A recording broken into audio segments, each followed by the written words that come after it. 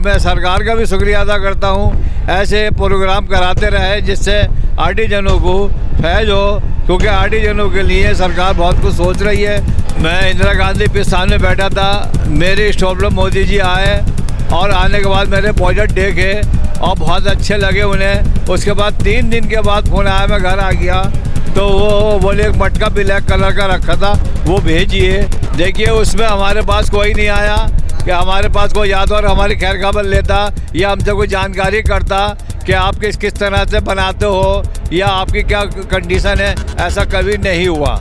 मैं एक मुस्लिम हूँ, तो अगर उनके जहल में ऐसी कोई बात होती तो मेरे साथ ऐसा भाव क्यों करते। ये जो है ये हमारा मटका है जो कि मोदी जी गए थे, जर्मन लेके गए थे और वहाँ गिफ्ट देकर आए थे। नमस्कार, बहुत बहुत स्वागत है आपका हमारे चैनल पर। मैं हूं रजत शर्मा। अभी मेरी मौजूदगी ग्रेटर नोएडा में है और आप जिस जगह को देख रहे हैं तस्वीरों में, ये कुछ सालों पहले एक बंजर ज़मीन हुआ करती थी और आज यहाँ पर ये सज्जो सजावट आप देख रहे हैं कि किस तरह से यहाँ पर एग्जीबिशंस लगे हुए हैं। और ये ट्रेड फेयर जो है उसकी हम बात करते हैं, इस एक्सपो की हम बात करते हैं, तो ये लगाया गया है। यहाँ पर अलग अलग कलाकृति यहाँ पर दिखाई दे रही होगी आपको। और यहाँ पर आप देख सकते हैं कि किस तरह से सर से बातचीत करेंगे कि क्या कुछ इनका यहाँ पर ये बना रहे हैं, क्या कुछ यहाँ पर इनको एक्सप्लोर करने की कोशिश करें। क्या नाम हुआ सर आप? मेरा नाम है दिलशाद हुसैन जी। और पद्म श्री अवार्ड से सम्मानित हूँ, मुरादाबाद यूपी। जी।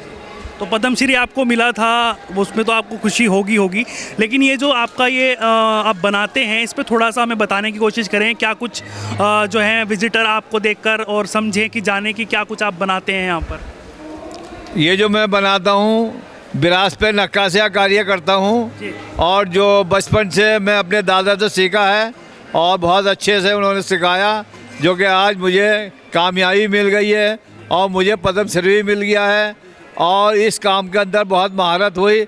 और आज यहाँ आने के बाद मुझे बहुत खुशी महसूस हुई कि लोग मेरे पास आ रहे हैं, वायर भी आ रहे हैं और अच्छे से मेरे प्रोजेक्ट देख रहे हैं और खुश हो रहे हैं और भरोसा दे रहे हैं कि हम आपसे कांटेक्ट करेंगे और आपसे काम भी करेंगे। तो मुझे उम्मीद है कि मुझसे लोग काम करेंगे और मुझे आगे बढ़ने का मौका मिलेगा। और मैं सरकार का भी शुक्रिया अदा करता हूँ, ऐसे प्रोग्राम कराते रहे जिससे आर्टिजनों को फैज हो, क्योंकि आर्टिजनों के लिए सरकार बहुत कुछ सोच रही है और कर भी रही है, जो कभी नहीं हुआ। पद्म श्री अवार्ड दस्तकारों को मिला, आज वो मिल लिया है, जिसमें एक मैं भी हूँ मुरादाबाद से, जो पहला पद्म श्री मुझे मिला है। मैं सरकार का शुक्रिया करता हूँ। जी, पद्म श्री आपको मिला है, बहुत बहुत शुभकामनाएं आपको। और ये जो आप बना रहे हैं, जो आपके प्रोडक्ट हैं, उस पर थोड़ी अगर हम बात करें तो किस तरीके का प्रोडक्ट आप बनाते हैं। और आपने कहा कि दादा परदादा से आपका ये काम चलता हुआ आ रहा है, तो कुछ स्पेसिफिकेशन इसकी हमको बताने की कोशिश। देखिए मैं इंदिरा गांधी के सामने बैठा था, मेरे स्टॉप पर मोदी जी आए और आने के बाद मेरे प्रोजेक्ट देखे और बहुत अच्छे लगे उन्हें। उसके बाद 3 दिन के बाद फ़ोन आया, मैं घर आ गया तो वो बोले एक मटका ब्लैक कलर का रखा था वो भेजिए, वो मोदी जी जर्मन जाएंगे लेकर। मैंने कहा ठीक है जी, बहुत खुशी महसूस हुई। तो वो मैंने भेजा तो वो जर्मन लेके गए। जब से उस गले को मैं काफ़ी बना रहा हूँ और काफ़ी मेरी इसमें तरक्की भी हुई है और ये कह के बेचता हूँ ये वही मटका है जो मोदी जी जर्मन गए लेके गए थे। अच्छा, जिस तरह से आप कह रहे हैं कि आपको बहुत मेहनत करनी पड़ी, बहुत आपने कई बार ट्राई भी किया पहली सरकारों में, लेकिन आपको वो सम्मान नहीं मिल पाया जिसको आप सोच रहे थे कि हाँ मुझे मिलना चाहिए और मेरी ये जो प्रोडक्ट हैं जो हमारे परदादा से चलते हुए आ रहे हैं उनको कुछ तवज्जो दी जाए, आप ये कहना चाह रहे हैं? जी हाँ। उस सरकार में आपको क्या कुछ परेशानियाँ झेलनी पड़ी और आपको आगे क्यों नहीं किया गया, क्या वजह मानते हैं? देखिए उसमें हमारे पास कोई नहीं आया कि हमारे पास कोई याद और हमारी खैर खबर लेता या हमसे कोई जानकारी करता कि आप किस तरह से बनाते हो या आपकी क्या कंडीशन है, ऐसा कभी नहीं हुआ। इसी सरकार के अंदर दस्तकारों को लुभाया गया और उनके पास जाया गया और जो कि आज तक हमने नहीं देखा।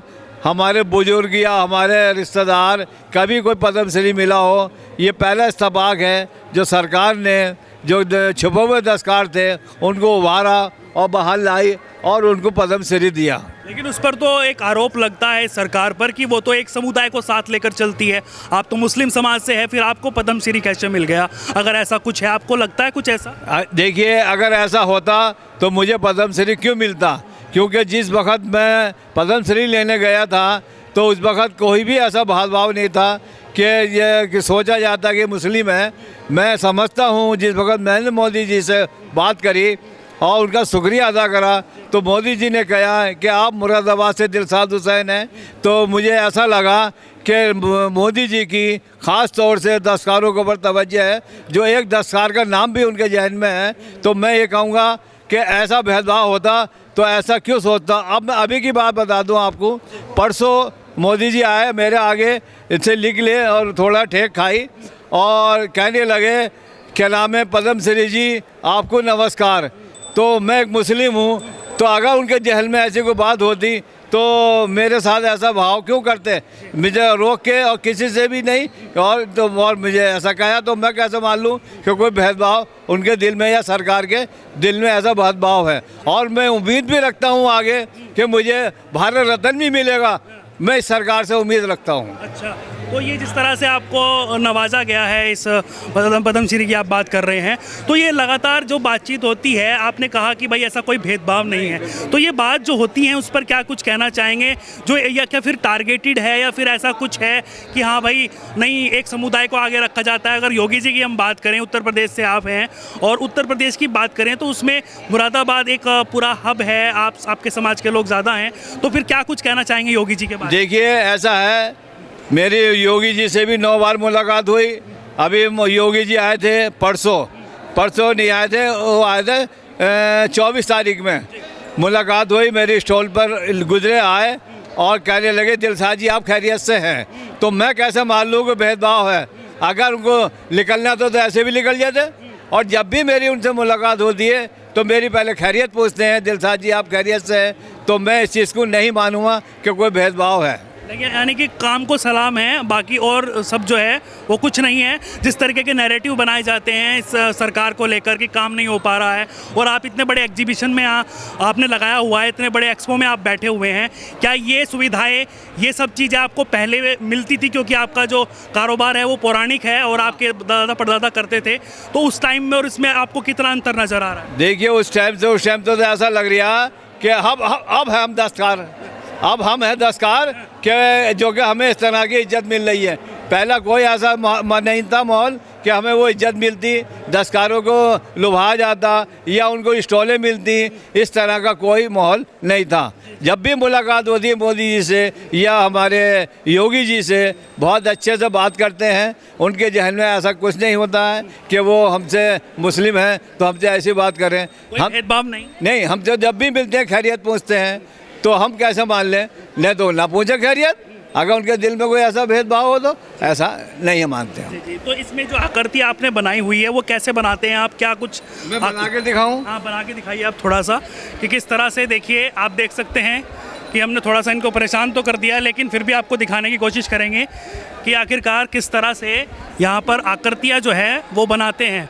एक बार कैमरा पर्सन फोकस कीजिए कि किस तरह से यहाँ पर आकृतियाँ जो है वो अपने इसको क्या बोलते हैं सर, ये जो आप विरासत पे नक्काशी। अच्छा, तो इस तरह से आप डिज़ाइनिंग करते हैं? जी हाँ। कुछ पहले सोचते हैं कि इस तरह से डिज़ाइनिंग करनी है, फिर मन में ऐसे आ जाता है? कुछ हमारे पास डिजाइन ऐसे हैं जो हमारे जहन में पहले से रहते हैं। अच्छा। और कोई नई पार्टी आती है तो हम पहले उसे कच्चा करते हैं, पेंसिल से बनाते हैं और फिर बनाना चालू करते हैं। अच्छा, ये वर्ल्ड वाइड आपकी वीडियोस भी लोगों ने देखी, आपके इंटरव्यूज़ भी देखे हैं, तो ये बताइए जिस तरह से ये आपने यहाँ पर एक्सपो में लगाया हुआ है एग्जीबिशन, इसको लेकर आपके पास में प्रोडक्ट को लेकर कुछ ऑर्डर्स वगैरह भी आते हैं? हाँ, अभी हमारे पास जो है इस तरह के बाहर भी आ रहे हैं और वैसे भी लोग आ रहे हैं और हमें भी इस बात दिला रहे हैं कि हम आपको काम देंगे, आपका काम अच्छा है।